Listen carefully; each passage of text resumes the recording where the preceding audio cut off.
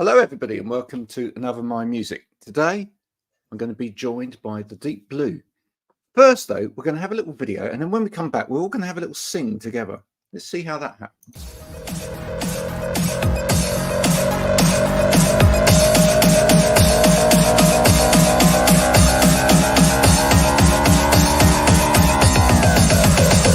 Keep on, don't stop.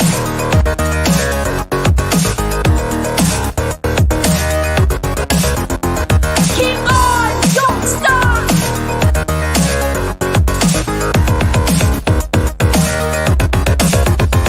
Keep on, don't stop.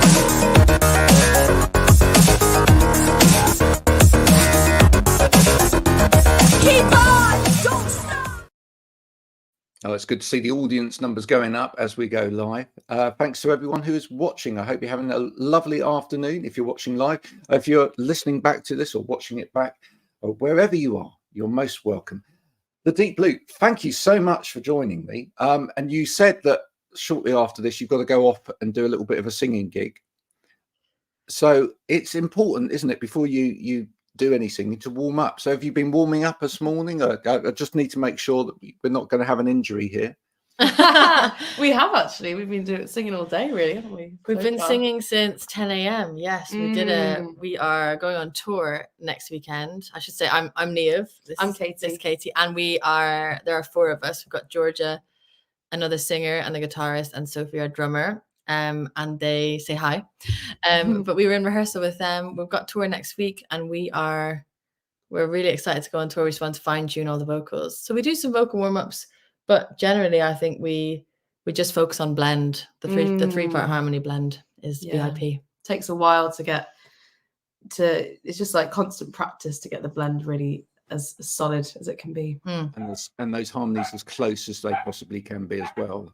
Exactly. That's the absolute key. If you can hear in the background, that's my dog practicing his harmony. Oh, that's a great warm-up. Sometimes I bark as well. No, you don't. I no, do. No, you don't. Just so that we can get everybody in the mood, let's have a note from one of you. I know you go. Very good. Let's have a little harmony.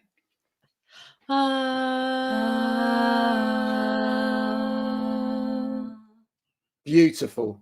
There you go. I hope you joined in at home. That was. There's always a first on this show. I did you a little song earlier. Did you notice? You did a fantastic song. Do you want to sing it again? Do you have the guitar? I do. I probably wouldn't be able to remember it. Okay. I have. It was lovely. Complete amnesia when it comes to songs. Even when I was in a band many years ago, the one thing that I would struggle with was remembering words, which for a singer is a really bad thing. It is tricky, the words. I mean, you're looking at our number one culprit over here for singing her own words. In a three-part harmony group where we're all meant to be singing our own words, she does manage to get a bit of individuality in there. I do. Well, often the way we'll learn a song is through, like, they'll sing it, you'll sing it if you're teaching the song, and I'll listen to it and learn it from that. And sometimes a few words just go amiss. I'll say the wrong one. I'll continue singing the wrong one until a few years down the line, and I'm like, oh wait, it's not. What was the word? I can't remember. There's one song that we've got called Lemon Tears, which goes, how do you hide your lemon tears? About, like, not being able to you're so upset and grieving that you can't really talk about emotion. So how do you hide your lemon tears? Whereas Katie beside me is singing, honey, hide your lemon tears. So it's a completely opposite meaning. She wants everyone to suppress that emotion. Yeah. Keep it inside. Keep it inside. We found that one out. I'd say after a tour we found that one out. So at least you didn't make up something different for the lemon tears bit. Yeah, that could be like you could have completely changed the meaning of the song, couldn't you? I could, you're challenging me now, Graham. Actually, I might in the next tour. I could just, see what you could segue in. Yeah. That's a dangerous challenge with Katie, because like creativity knows no bounds. But having said that, actually, that goes down quite well with an audience. Now I know that you've done touring with the lottery winners, haven't you? Mm-hmm. And I know when you go and see the lottery winners live, one of the things that they do is I think they're very good at teaching the audience a new song. It's a little bit like when you used to go to church, for anyone that did ever used to go to church, whereby someone would sing a bit and then everybody else would sing a bit, and that's a really good way to learn. And they do that with the audience. You know, they sing a little bit. Why worry, worry, worry, and everybody go worry. And I don't know why everyone copies the way that he sings it. I know. Yeah. Did you notice that? We love a sing along. We do a sing along on one of our songs, He Said, She Said, when we're live, and we did it at the lottery winners shows. And it's always the kind of a thing when you're doing a support show, you don't know how the audience is going to react. Like, is it going to fall completely flat? Are they not going to sing along with you? But they did. They sang along really loud, and Tom has them warmed up. Lottery winners, they have that crew ready to go with the singing. Yeah, their audience is very game for participation. And Yeah, like, just I don't know. It's good crack. It is good crack. It is definitely. I definitely think it's the right way to go. I think, you know, sort of warming the audience up, bring them into it, helping them learn. And then members of the audience in the middle of that as well also realise I've been singing it wrong all the way long. Yeah, true. Absolutely. When they're teaching you the song and you're thinking, oh my goodness, those are not the lyrics I was singing. Yeah. Talking about kind of what, you know, your inspirations in music and what got you into music. You know, who were you listening to growing up? And whilst you answer that, was there ever a song of somebody else's that you used to sing where you got the lyrics from? Oh, loads. Go on. Who do you I think listening to growing up, I listened to loads of Irish music, singer called Mary Black that my mum used to love. Mary Black. Yeah, and The Cure. Listened to a lot of the Vaccines and kind of those kind of bigger like rock bands. And I really, really loved an album by Declan O'Rourke, who's like an Irish singer. Me and my sister used to be obsessed with that. But the one that really, really got me was Pompeii by Bastille, if you remember that song. Yeah, of course. And it goes, how am I going to be an optimist about this? Is the chorus. How am I going to be an optimist about this? Yeah, exactly. And I was in Pompeii on a school trip, and me and my friends were singing it. And then gradually one of my friends was like, what are you singing? And I don't know how, but I was singing, how am I going to stand up to Mr. Pompeius? I'm not really sure what I was saying. How am I going to stand up to Mr. Pompeius? Like this. Love that. Everyone laughed at me. And obviously, how am I going to be an optimist about this? But I just thought somehow that the word Pompeii, because it was the name of the song, had to work its way in. And that's where I chose to put it. That is, why not? So there we go. Yeah. Do you have a similar story? Well, I was so the music I listened to growing up is very much a reflection of what my parents listened to. So I remember when I found musicality. So I had piano lessons from a young age, but I remember one time I was like, I'm going to put on one of my dad's jumpers and sit and listen to Simon and Garfunkel and feel really hippie. Yeah. And I loved Simon and Garfunkel, Aretha Franklin, and we'd listen to a lot of compilation CDs. So like America Big Hits or a lot of French music and Spanish music, because I've got a lot of Latin American influences in my family. But words that I've got wrong, I get loads wrong, and none spring to mind for me. But a friend of mine told me that they work with someone who would, instead of the Fleetwood Mac, tell me lies, tell me sweet little lies, somebody would sing, tell me lies, tell me sweet porky pies. Oh, that's nice. I love it. I love a bit of twisting it. Absolutely. Sweet porky pies. Absolutely. The one that kind of story that kind of springs to mind for me is the other thing of that as well is that you'd have a song which was so complex in terms of the words that people would sing most of it with their head down, right? And then only at the one word that they knew, they would put their head up. And the great example of that, when I used to go out and I used to go clubbing when they used to play indie music in clubs. Sorry about the dog in the background. I'll let him in so you can see him in a minute. Was Not Losing My Religion by R.E.M., but it's the end of the world as we know it. Do you know that song? Yeah. It's the end of the world. Now, of course, everyone knows the chorus bit, but the rest of it, everyone was just kind of apart from one word, which is Leonard Bernstein, and that was it. everybody would put their heads up and their hands up and sing Leonard Bernstein and then go back down to looking down again. Yeah, Brilliant. Yeah.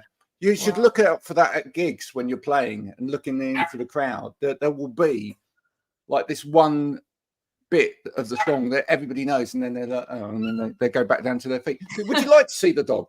Would you like to see the dog? Absolutely. Okay, we're going to see the dog. Listen, if you're listening to this on Spotify, sorry, there's a brief interlude whilst we go and find the dog. In the brief interlude, the Deep Blue will entertain you with some whistling, or maybe not.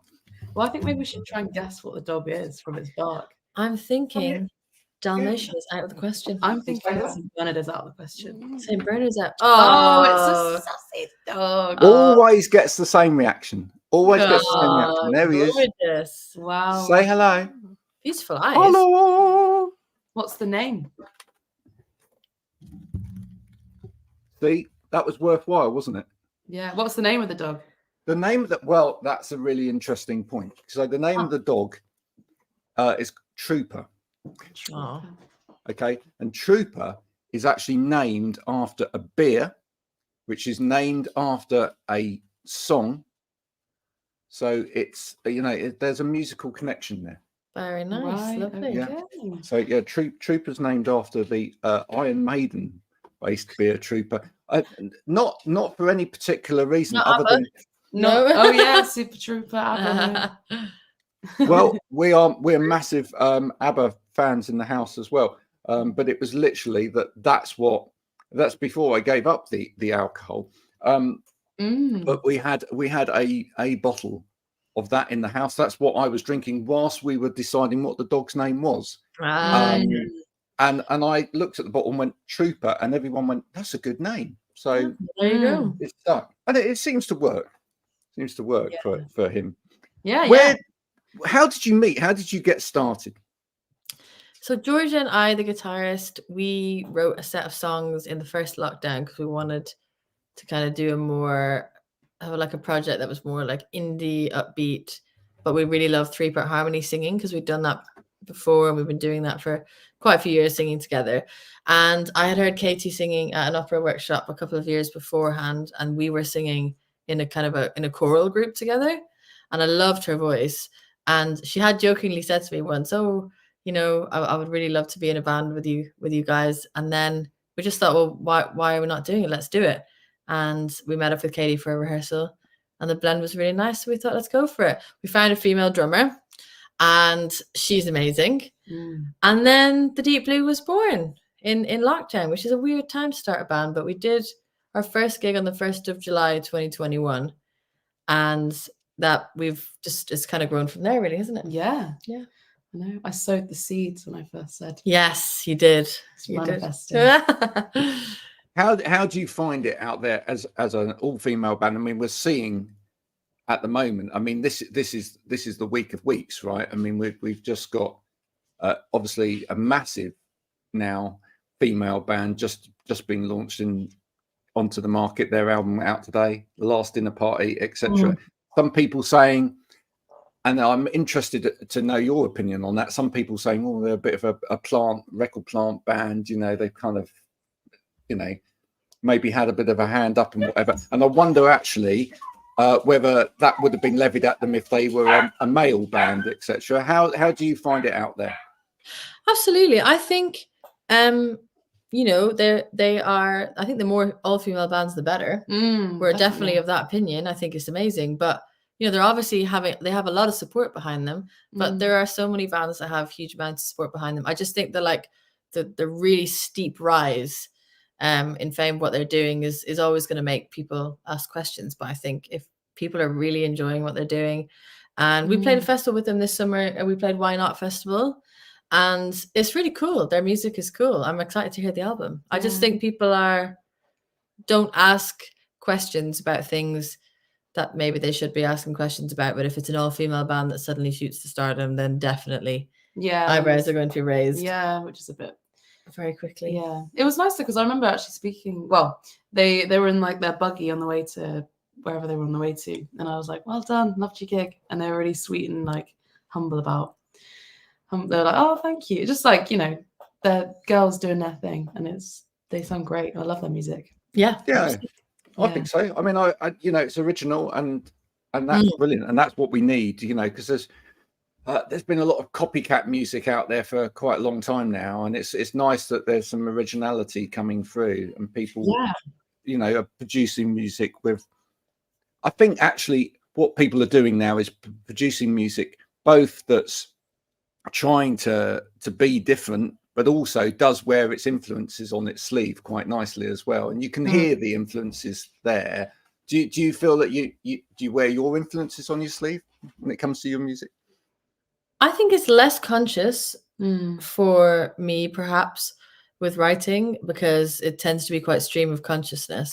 But I think for Georgia does our demos, and she kind of like I can always tell when she's been listening to a certain artist or a certain album. When she went through a Kate Bush era, that was our music took a real turn during that period. But I think she kind of feels the influence potentially more in instrumentation, I think, than in the actual core songwriting itself. But we love Fleetwood Mac, we love Big Thief, Joni Mitchell. I was gonna say, when we go into a studio as well, we'll have like a list of the songs that we kind of are inspired by. I want the sound world to be in the same as. So, and often that will involve like Fleetwood Mac or Harmonies, which is a lot in the orchestration and maybe some of the harmonies as well. Yeah, for sure. It's a fun thing to do. I think you just have to put your own spin on it. And I think that that's what we're trying to bring 3-part harmony into the indie pop, indie folk world, where there's 3 lead vocalists and they kind of interweave as opposed to backing vocals or harmonies. And I like that the vocal switches around whoever the lead is on certain songs between the 3 of us. But I think I'm sure people have their favorites of our voices. That always tickles me. After gigs, there's always like maybe like 1 or 2 people who like grab one of us and they're like, "You're my favorite. You're my favorite voice." So really, it doesn't tear the band apart. No, I know. I think you should capitalize on that then. To me, I run a marketing business during the day, so that's what I do. But that immediately speaks to me as an idea. And I think what you should do is you should have merch. Like you should have T-shirts where you have "I love," and different names within the band, and you make it into a bit of a competition. Well, that is actually a sneak peek of our tour, our next tour plan. Oh my word! Today, it's not with T-shirts, but I have this silly idea. So I'm going to get like an artist to draw a picture of like a caricature of our 4 faces and get a scoreboard, and at a gig you can buy a transfer tattoo of each of our faces, and there'll be a tally of like running like whose face has been bought the most to support like each band member, and kind of a choose your fighter kind of situation. And then at the end of the tour we'll tally them up, how many people picked whoever is their favorite. But not for this tour, but for our next one that we're planning for the end of the year. It's going to be, Thing is, I know who it's going to be though. It's going to be Sophie. Yeah. Our drummer. People love our drummer. We're like the admin assistants. Yeah. For her stardom. You run her fan I run her page. Sophie's fan club. Yeah. People love her. I think we might have to do that on. I think we might have to do that on social media over the next couple of days as this interview goes out. We might have to, where there's the poll option available, I think we might actually have to do that poll. Right. And just see where that goes. I think that's. I think that's a great idea. Absolutely go for it. Tear the band apart. Yeah, I love it. No, I really don't want to do that. But also, I think what fans could do is they could turn up with if they want to join in with the fun, because it's just a bit of fun. That's all it is. I know, it's great fun. I'm only joking. Yeah, it's hilarious. Yeah. If they want to join in with the fun, then they could actually make their own T-shirt to come to the gig in.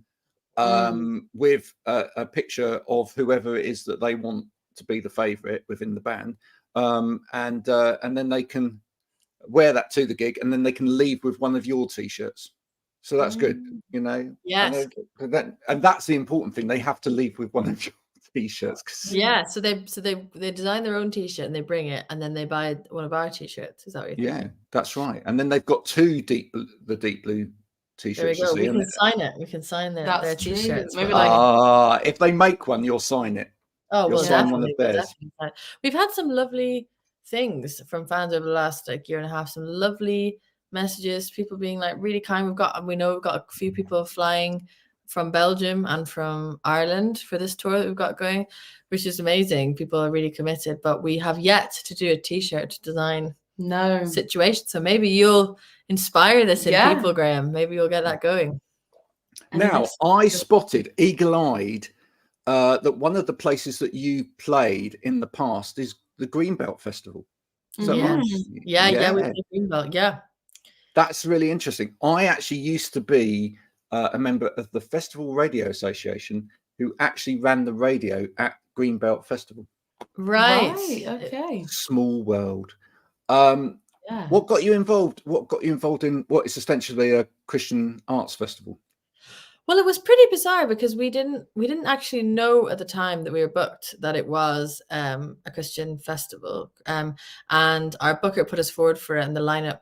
I'm not anything that if Laura Mvula was playing at my local bank, I would go and join the lineup. I would anywhere she goes. I saw her name. I was blind. Yeah, exactly. Right. Is that what it was? Is that what it was? That's what it was. We didn't know it was yeah. Christian festival, and then we said yes because they said Laura Mvula's on the lineup, and then when I looked into it more and we were like getting some information from the website, it was really interesting. It was really inclusive, and I was brought up like Irish Catholic, and it's not queer friendly in the Catholic Church, but it's really queer friendly. There was loads of queer events and lots of really, really lovely talks on spirituality and philosophy, and I really enjoyed it. And you managed to stay for a little bit, didn't you? But we actually stayed the whole weekend. Yeah, well, I remember like even when we found where we were camping that night as well, we did a lot of camping over summer, which was fun.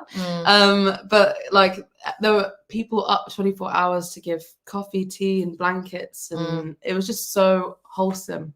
Having come from like indie festivals, which are a lot of fun, but you just like you go out, you come back to your tent, and then you crash. But like I'm glad we're having this conversation because it has got a wonderful vibe, hasn't it? Oh, as a festival, it's got an incredibly wonderful vibe. I don't think if you've ever thought about it or ever looked at it, please don't be put off by the fact that you might read in some literature that it's a Christian arts festival. Please don't. I think most of us have got a spiritual side, whether we know what we believe in or not. And I think actually it's a great place to go and kind of explore kind of the spiritual side of yourself and the spiritual side of music as well. I think it's a great bringing together of arts and things. So I just wanted to get your take on it because I think it is good.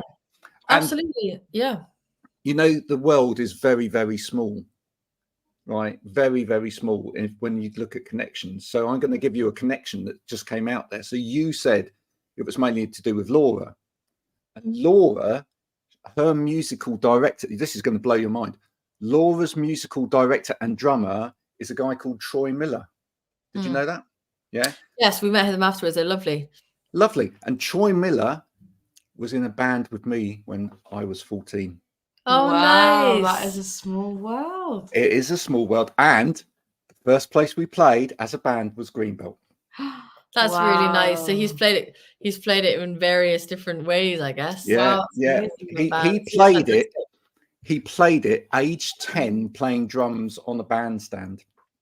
Very nice. Gosh, wow. I can't remember what the audience we played for at Greenbelt was so friendly and attentive as well. It was really nice. And you also don't have to, if you're atheist or if you're not religious, and you don't have to like engage in any of the kind of religious stuff. You can go and see the music, you can get involved in creative writing stuff, you can go on nice walks, you can have a really lovely time, and you don't have to engage with that side of things if you don't want to. There's really cool comedy on as well. But I have to say it was unbelievably respectful. The environment, there was no pushing. I mean, we thought Laura Mvula was on the main stage. We thought we'd have to run and get there really early because we wouldn't get a slot. And there was just this lovely gaps between people at the beginning, and we just kind of slotted in, which was really nice. But I have to say, I do love the rough and tumble of the indie festivals as well. It is fun. We'll do a few of them. It's an experience. A bit of one, bit of the other. And the other thing is, as you as a band, one of the things that drew me to you were the harmonies and the fantastic songwriting as well.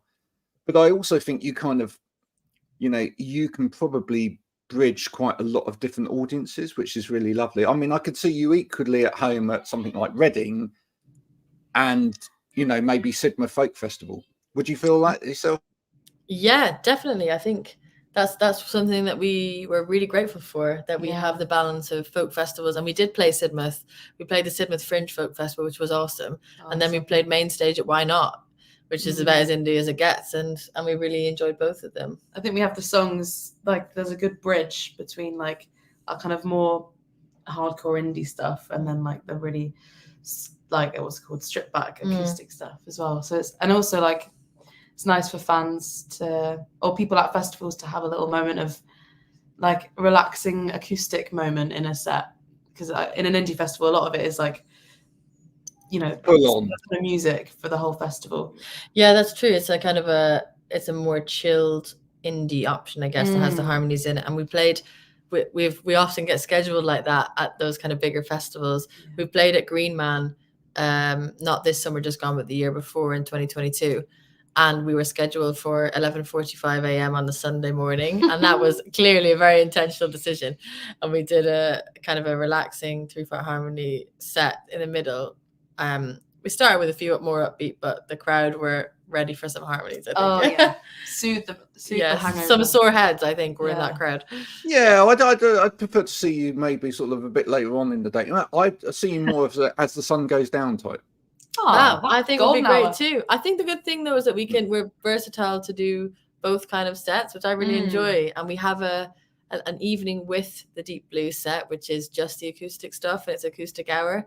And we generally do those as secret gigs for our mailing list. And they've been so lovely to connect with fans in that way and just get to chat to the people who are supporting what you're doing, get to chat to them face to face. So it's been really nice to do the mix of them, but we do love dancing around on stage. So, there's going to be plenty of that. Yeah. Are you going to come to one of the tour dates? Do you know what? I really wish I would. You said yesterday, though, that you've sold Bristol out already, which means that I'm just going to have to wait until another time. Oh, you can come on the guest list. I'll send you a message afterwards. Thank you. Thank you. Then the answer is maybe, yes. The answer is Now listen, we're running deeply out of time because you've got to go and practice. And I could talk to you forever because you're such lovely people. Aww. Let's just talk very briefly though before you go. What's the rest of 2024 going to bring from the Deep Blue? Well, we have this tour. We do. We have summer festivals. We have 6 festivals booked in. Some of them are ones that we have had our eye on for ages, and we can't talk about it yet, but we're extremely excited. And then we have an EP which we've recorded, which we're going to release, which is very exciting. I think it's being sent off for mastering tomorrow, which is amazing. And then we have, after the summer festivals, we're going to take a little bit of time to get our brains recharged, and then we're going in to record our debut album, which is very exciting. The whole album. Yes. The whole album. I mean, I'm very excited for that. I'm very, very excited for that.